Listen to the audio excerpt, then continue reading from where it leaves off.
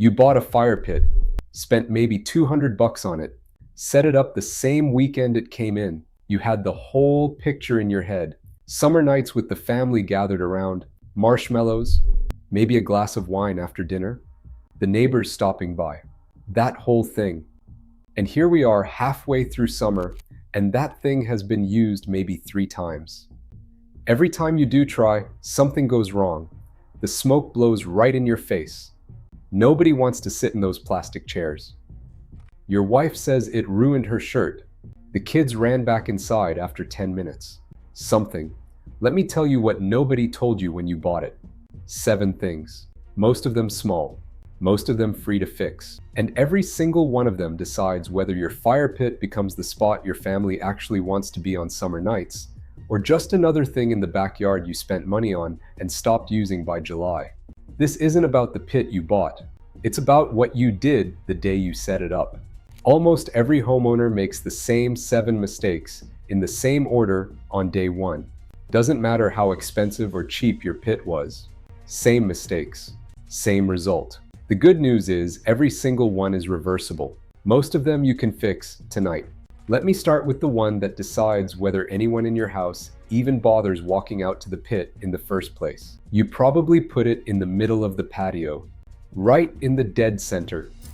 It felt like the symmetrical thing to do. That's the mistake. What you actually did was turn your whole patio into a hallway. You can't walk through without going around the pit. You can't set up dinner without it being in the way. The kids can't run around. And when nobody's using it, it just sits there in the middle of everything like a coffee table you can't move. Designers do the opposite. They tuck the pit off to one side or into a corner.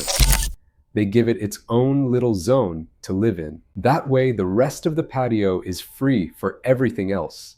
And the pit becomes a place you walk to, not a thing you walk around. Think about a coffee shop you actually like.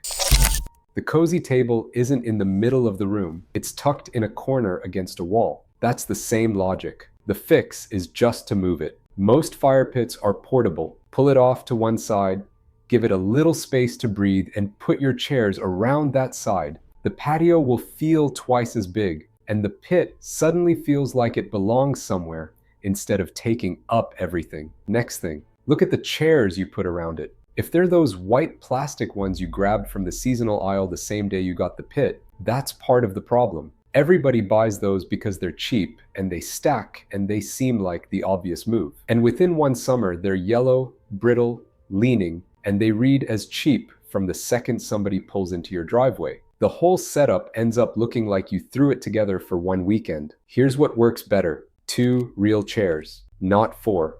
2. The kind to look for are made out of recycled plastic lumber. Polywood is the brand most people know. Looks like wood, doesn't fade, doesn't blow away in a storm. Maybe $150 for an Adirondack. Yeah, that's more than the white plastic. But these things last 20 years. You can hose them off, and you've turned the whole setup from garage sale into something that actually looks like you tried. 2 is plenty. Pull them 3 or 4 feet from the pit, close enough to feel the warmth, far enough that nothing burns. Next one, and this one's actually dangerous. Look at what your pit is sitting on right now. If it's grass, you've got a problem. If it's loose gravel that shifts around when you step on it, you've got a problem. If it's a wood deck with nothing under it, you've got a real problem. Fire pits need a flat, non-burnable surface. Stone, concrete, brick, pavers, something that doesn't catch. And they need 10 feet of clearance from anything that can burn. The house, the fence, a tree. The cushions on your patio chairs. That's the rule fire safety folks use across the country, and there's a reason for it. Embers travel further than you think. The fix is one of 2 things. Build a small paver pad under it. You can grab a kit at Home Depot for a few $100. Or for way less money, grab a fire-resistant ember mat for under $50 and slide it underneath. Either one works. And give yourself that 10-foot bubble of breathing room.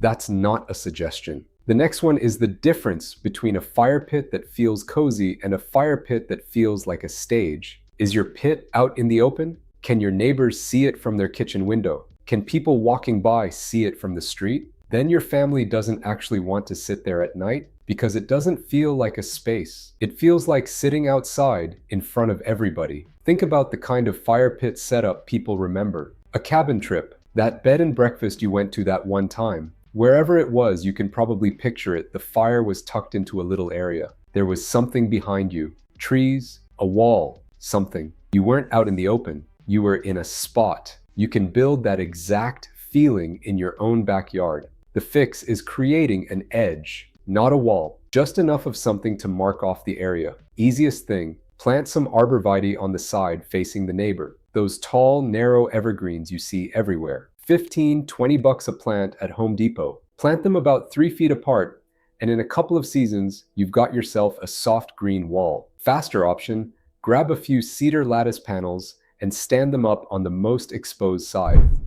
Costs a little more, but works in an afternoon. One thing though, whatever you put up, keep it 10 feet back from the pit. Plants burn, wood lattice burns. Define the space, but let the fire breathe. Quick thing before I keep going. If you're already mentally rearranging your patio while watching this, you and I both know you want to see the rest. The subscribe button is right there. New ones every week. All right, moving on. Next one, your fire pit might just be too small. Most of the cheap ones at Home Depot are around 24 inches across. That's fine if your patio is tiny.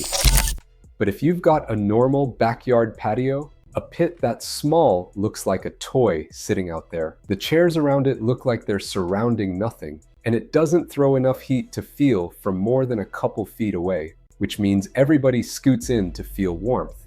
And now you're all knee to knee around a tiny flame trying to make it work. The size that actually does the job for most American backyards is somewhere between 36 and 44 inches across.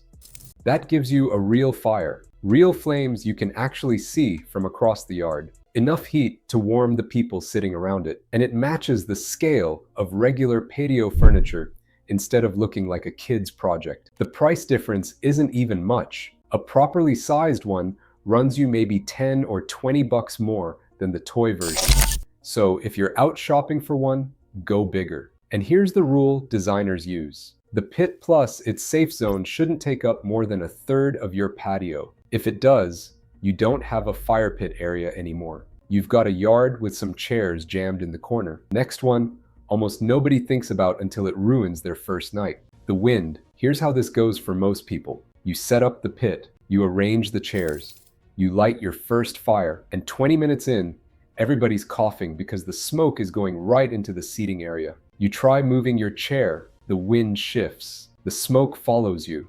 You get up, go to the other side, sit down, and within a minute, it's coming at you again.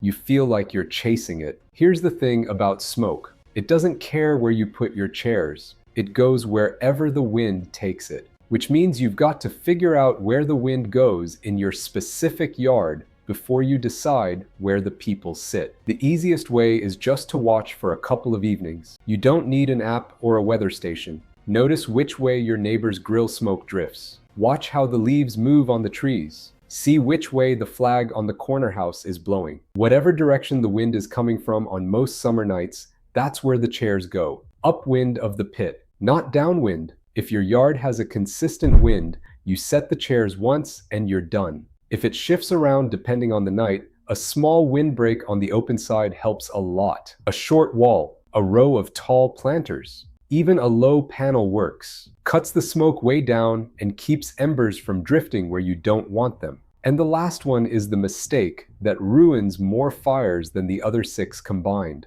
The wood you're burning. If your fire smokes more than it flames. If your clothes smell like a campfire for 3 days after. If you've got that thick, acrid smoke that makes everybody's eyes water, that's not your fire pit. That's the wood. Most people don't realize wood needs to actually dry out before you burn it. Fresh cut wood is full of water. When you throw it on a fire, all that water turns into steam, which means smoke, smell, and a fire that never really gets going. The standard is wood that's been drying for at least 6 months. A full year for the hard stuff like oak. The way to tell if it's dry. It looks darker than fresh wood. It's lighter when you pick it up. And when you knock 2 pieces together, it sounds hollow, not like a thud. If you're not sure, there's a little gadget called a moisture meter. 20 bucks at Home Depot. Stick the prongs in the wood and it tells you in 3 seconds. Anything under 20% and you're good to burn. The best wood for a backyard pit is dense hardwood. Oak burns the longest and the hottest. Hickory and maple work great too. Stay away from pine and anything sappy or resinous. It smokes heavy, it gunks up your pit, and it doesn't even put out that much heat. And one thing most people get wrong about storing wood: stack it off the ground. Cover only the top. Leave the sides open to the air. If you cover the sides with a tarp, you trap moisture in there and the wood never dries. It needs airflow. So those are the 7. Fix any 3 of them this weekend and your fire pit nights start working. Fix all 7 and you've got the backyard your family actually wants to use, and the spot the neighbors stop by on Friday nights. One thing before you go though, the fire pit itself is only half of why those summer evenings feel right. The other half is the rest of the yard at night, specifically the lighting. Because even with the best fire pit setup in the world, if the lights around it are the wrong color or in the wrong spots, the whole space ends up looking cheap once the sun goes down. There are 5 really specific things almost everybody gets wrong with backyard lighting, and any one of them can undo all the work you just did on the fire pit area. I walked through them in another video. It will pop up right here when this one ends. Drop a comment letting me know which of these 7 you are tackling this weekend. See you in the next one.